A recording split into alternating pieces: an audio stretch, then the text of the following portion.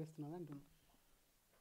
ఈరోజు తప్పుడు లెక్కల తప్పుడు తడకల బీసీ కులగణన ఈరోజు ఈ తెలంగాణ రాష్ట్రం జరిగినట్టు చాలా స్పష్టమవుతున్నది.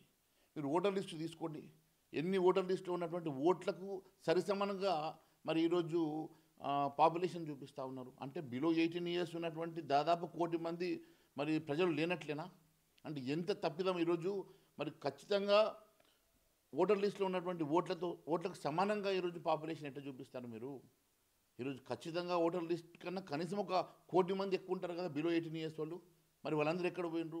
అంటే కేవలం బీసీలను తగ్గించడానికి మీరు చేసినటువంటి ఒక మరి మాస్టర్ ప్లానా, లేకుంటే బీసీలను తగ్గించేసి చూపించి వాళ్ళకి అన్యాయం చేద్దామని చెప్పి ఒక స్ట్రాటజీతో మీరు చేశారా? దీనికి సమాధానం చెప్పాల్సిన అవసరం ఉంది. నిజంగా మీరు చేసింది కరెక్ట్ అయితే ఈరోజు మళ్ళీ ఒకసారి రెండోసారి దాన్నే మరి చేయించుకోవాల్సిన అవసరం ఏముంది? ఈరోజు తెలంగాణ రాష్ట్రం పూర్తిగా బీసీ